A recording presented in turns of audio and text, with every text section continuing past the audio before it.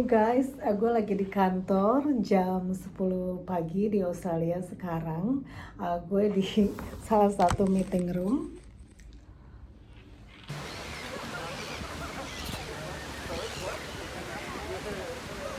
Hai guys, kembali lagi bersama gue Cynthia. Gue orang Indonesia yang udah 8 tahun tinggal di Sydney, Australia. Nah, di konten ini gue bakal ngebagiin tentang kenapa sih dan gimana sih gue bisa ke Australia, pakai visa apa. So, stay tune.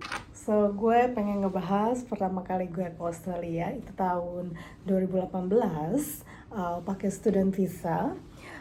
Kenapa gue nggak pilih WHV? Karena waktu itu gue udah 27 tahun dan gue coba WHV, cuman kayaknya banyak banget thousand of Indonesian people apply WHV. Jadi kayaknya gue nggak sabar. Bagi lo yang mau sekolah di Australia ada dua pilihan.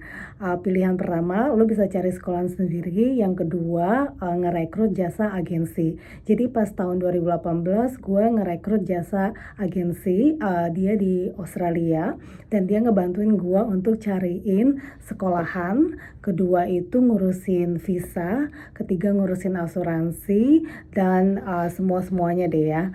Guys, sorry kepotong karena tadi gue lagi kerja sibuk banget, tapi sekarang udah sampai rumah. Ini hampir jam 5 sore di Australia, gue udah di rumah. Jadi kalau lo udah mutusin lo bakalan sekolah di Australia dan pakai student visa, lo pertama harus cari agensi sekolah. Nah, di Australia itu banyak banget agensi sekolah yang nerima international student. Nah, waktu itu gue dapet satu. Nah, kalau lo mau gue rekomendain, komen di vlog gue ya. Nah, student agent ini ngebantu gue untuk pilih sekolahan, untuk ngurus visa, untuk ngurus asuransi. Student agent lo juga bakal ngasih tahu persyaratan untuk sekolah di sana. Dari mulai lo harus tes bahasa Inggris, tes IELTS nilainya harus 6,5. Kemudian lo harus translate sertifikat kelahiran lo ke dalam bahasa Inggris. Kemudian juga lo harus punya ngebuktiin rekening koran. Jadi setahun itu kalau mau tinggal di Australia biayanya sekitar 300 jutaan. Nah, kalau misalnya lo punya duit kurang dari 300 juta nggak apa-apa menurut gue, karena lo bisa kerja casual di Australia. Kerja di casual di Australia itu di sini UMR-nya 300.000 per jam. Nah, kalau lo punya student visa lo bisa kerja 40 jam dalam 2 minggu. Jadi di dalam 2 minggu ini lo bisa kerja selama 40 jam. Nah, lumayan di sini tuh orang-orang di sini pendapatannya sekitar 15 juta per minggu. Nah, udah gitu lo harus ngebuktiin surat apa lagi ya? Sertifikat sekolah lo, ijazah lo, kemudian lo harus ngebuktiin juga sertifikat kesehatan. Jadi lo harus ke dokter dan ngebuktiin kalau lo sehat dan bisa ke Australia. Nah, yang kedua, lo harus siapin biaya untuk sekolah di sana dan juga biaya hidup sampai lo lulus. Nah, gue bayar tahun 2018 sekitar 50 juta.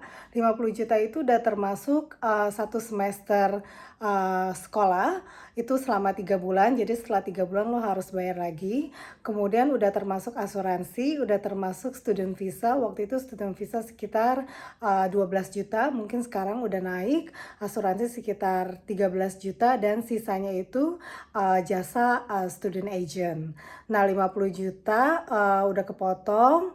Dan lo harus punya rekening koran, ngebuktiin lo punya tabungan sekitar 200 sampai 300 juta kalau lo mau sekolah selama setahun di Australia. Kalau lo mau sekolah 2 sampai 3 tahun, lo harus punya ngebuktiin duit lo lebih banyak di tabungan. Nah, ketiga, kalau misalnya visa lo udah di-approve, yay, we going to Australia, congratulations, lo harus buat riset lo bakalan tinggal di mana, dan kemudian abis itu lo harus pesan tiket ke Australia. Nah, waktu itu gue tinggal di Parramatta. Di sini tuh nggak ada kos-kosan guys. Jadi di sini tuh adanya apartemen yang punya 3 atau 4 kamar, atau rumah yang terdiri dari 5 kamar. Jadi 5 kamar bisa dihuni sama orang-orang yang berbeda. Nah, waktu itu gue, tinggal di Paramata, bayar kosan di sini semingguan, guys. Jadi, waktu itu bayarnya sekitar 2 juta per minggu, sekarang kayaknya udah sekitar 2,5 juta. Jadi, hitung-hitung lo bayar tempat tinggal, 10 juta selama sebulan. Kalau mau tinggal di Sydney CBD, di Sydney-nya banget, itu lebih mahal, guys. Itu lo bisa, buang duit sekitar 20 juta selama sebulan. Itu buat tempat tinggal doang ya, belum transportasi, makan, dan lain-lainnya. Nah guys, waktu gue apply student visa, gue nggak langsung resign, nggak langsung keluar dari kantor. Karena waktu itu gue masih punya kerjaan tetap di pemerintahan. Gue pernah kerja di pemerintahan di Jakarta, guys. Nah, setelah visa gue approve, visa student gue approve, gue baru keluar kerja. Soalnya sayang banget kalau punya pekerjaan sebelum visa lo keluar tuh, pokoknya jangan banget berhenti kerja. Soalnya duitnya lumayan buat tabungan pas kita lagi ke Australia. Oke guys, yang terakhir ini tinggal beli tiket pesawat. Yeay! Waktu itu gue naik Qantas, biayanya sekitar 6 juta dari Jakarta ke Sydney. Sekarang mungkin harganya bisa naik karena bensin lagi naik. Nah, itu dia guys, tips persiapan kalau lo mau sekolah di Australia. Persiapan administrasi student visa, dan apa aja yang harus lo siapin sebelum lo ke Australia. Di konten selanjutnya, gue akan ngebahas tentang gimana sih cara cari kerja di Australia ketika lo masih pelajar, ketika lo masih punya student visa, tapi lo harus kerja di Australia atau mau cari duit tambahan di sini. Oke guys, makasih. Jangan lupa follow dan subscribe. Sampai jumpa di konten berikutnya. Have a good weekend. Bye.